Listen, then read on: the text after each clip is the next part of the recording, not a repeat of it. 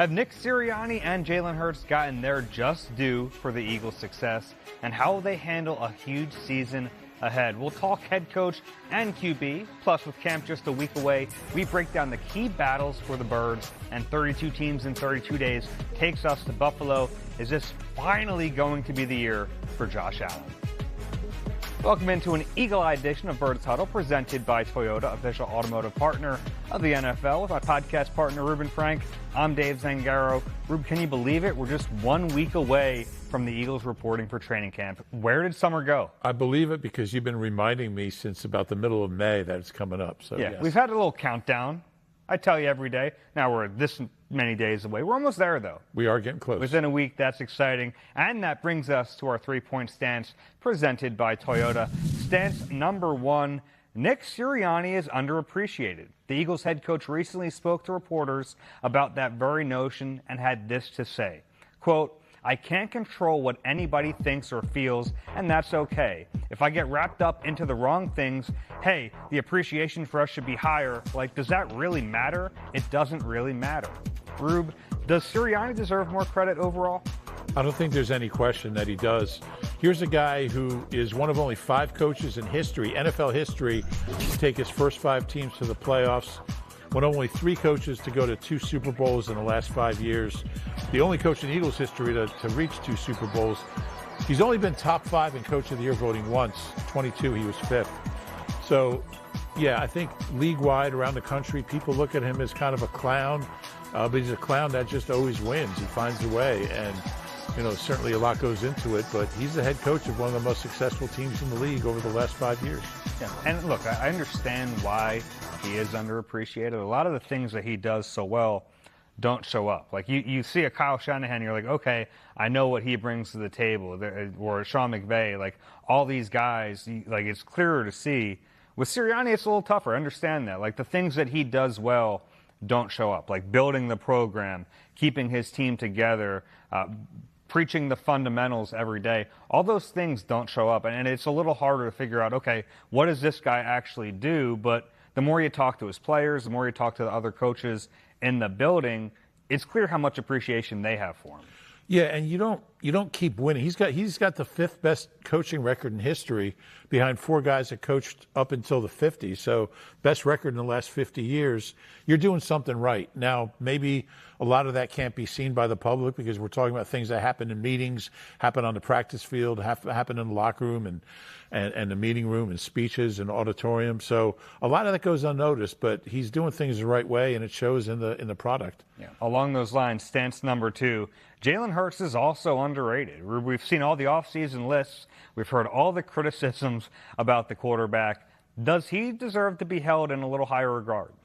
You know, I was thinking about why it is that he isn't, like why anybody out there would think he's the 17th best quarterback in the league. And the one thing he doesn't have, like he's got the wins, he's got the passer rating, he's got a great touchdown interception ratio, he's got the rushing numbers, although they were down last year.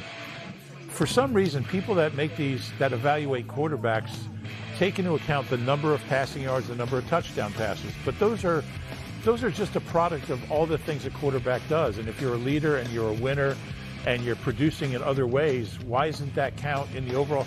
It's like they're judging passers and not quarterbacks. And if you take all of Jalen Hurts' rushing touchdowns, like he's got 164 touchdowns in the last 5 years, about 60 of them are rushing. If they're all passing touchdowns, he wouldn't be 17th. He'd probably be 3rd behind Josh Allen and Mahomes.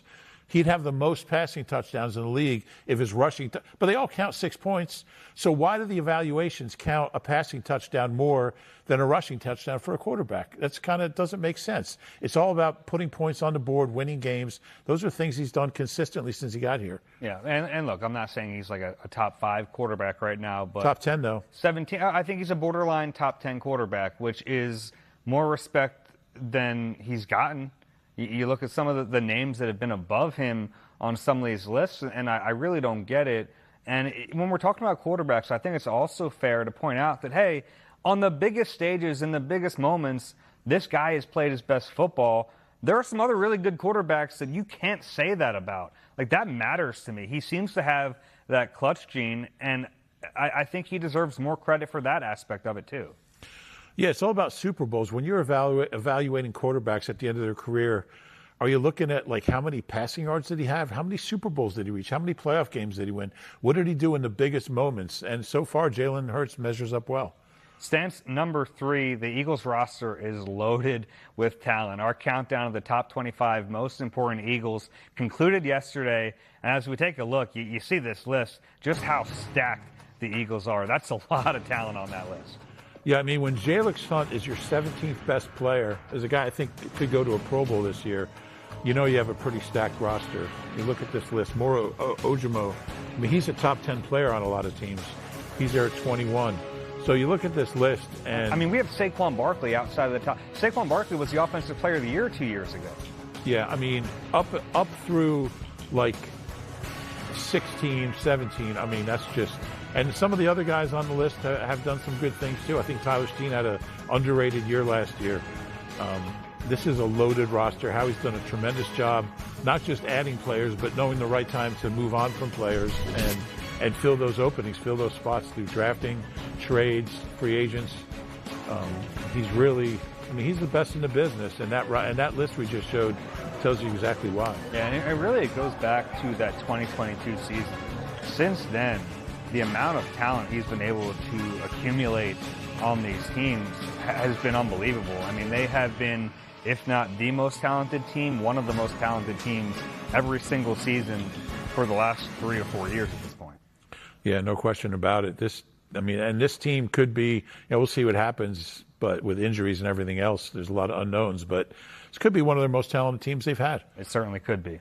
Over the weekend, Saquon Barkley's home in Chester County was the target of a home invasion. Barkley and his family were inside the home when the incident occurred around 5 a.m. on Saturday. Today, our John Clark spoke with Barkley about it at Marion Golf Club.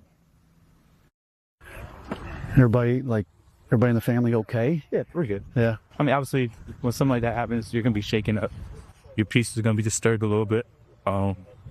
Just, made me a little more aware that I got to be a little more sharper with my security. Yeah. And we just up the security. That's really it. But, the scenario that happened was the best way. If that happened 10 times and it happened like that 10 times because my boy was there, my family was there, and no one ended up getting hurt, nothing ended up getting taken.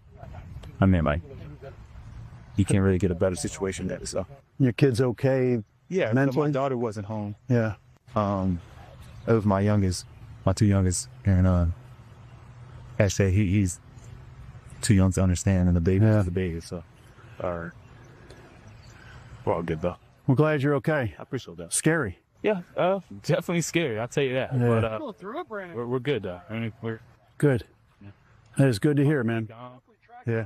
we're gonna put everything in place that we need to make sure that never happens again. Certainly glad to hear Saquon and his family are okay. John was playing alongside Saquon and Jason Kelsey at Marion, which will play host to the 2026 U.S. Amateur Championship. You can watch that tournament on Peacock and NBC 10 beginning on August 12th. Time to settle into the Birds Lounge presented by Cure Auto Insurance. And with training camp kicking off next week, we're going to take a look at some of the key battles we'll have our eye on. And we'll start it off with the starting safety spot next to Drew Makuba.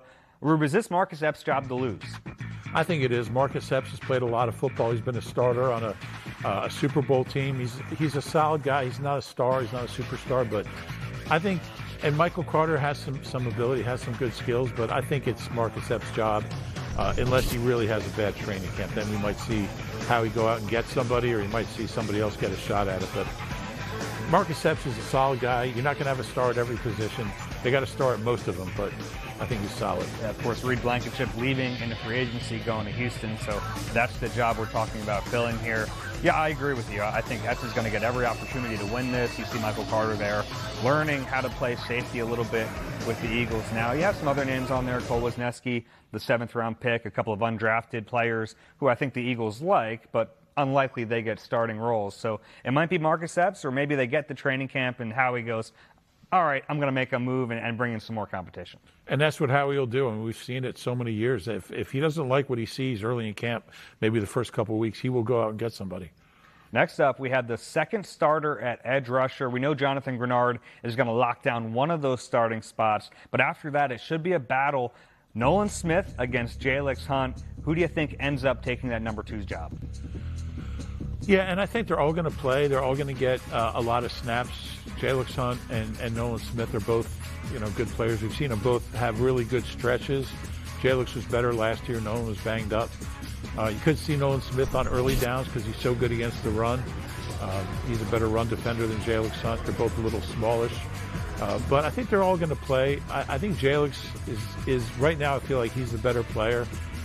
But certainly Nolan at the end of 24 was elite. So I'm going to go with Jalix, but certainly they're all going to play. Yeah, we probably shouldn't forget about just how good Nolan Smith was the last 16 games, really, of 2024. He had double-digit sacks in the last 16 games, including the playoff run where he was really, really good. He's not that far removed from that, so possible he gets back to that. I think the intriguing part of this battle is it might not just be a battle for playing time this year.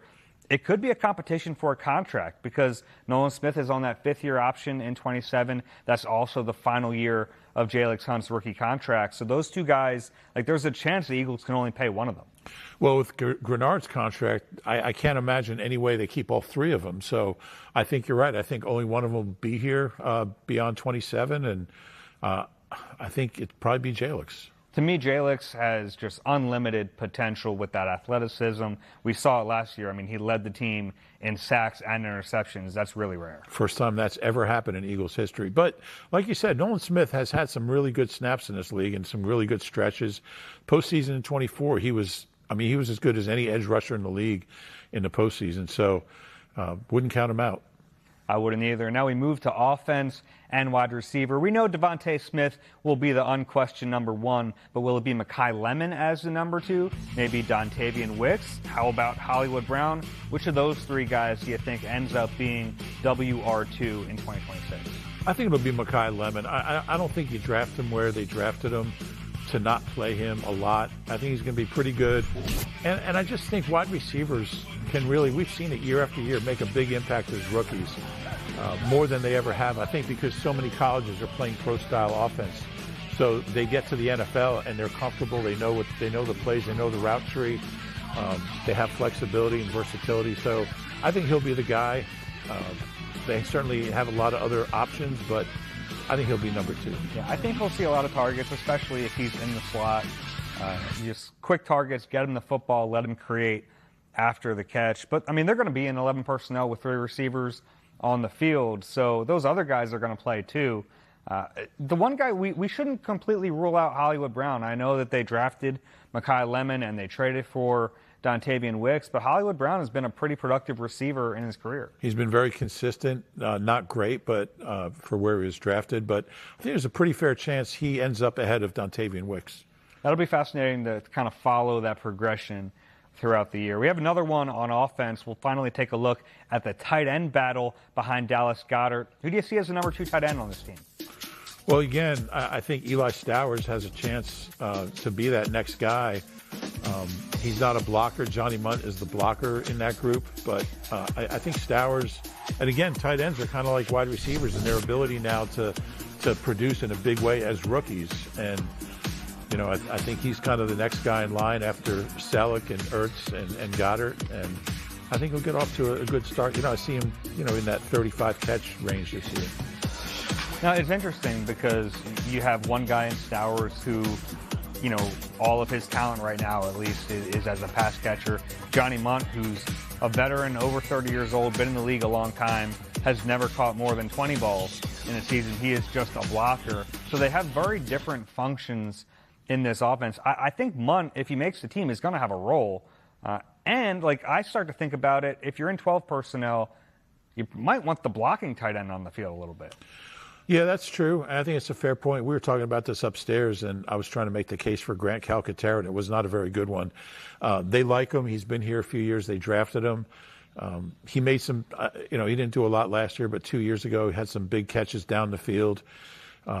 So I think he'll be in the mix too. We'll see how these guys all look in training camp, but I think Munt probably has a chance to make the team just because of his blocking prowess. We'll start to find out next week. That's pretty exciting.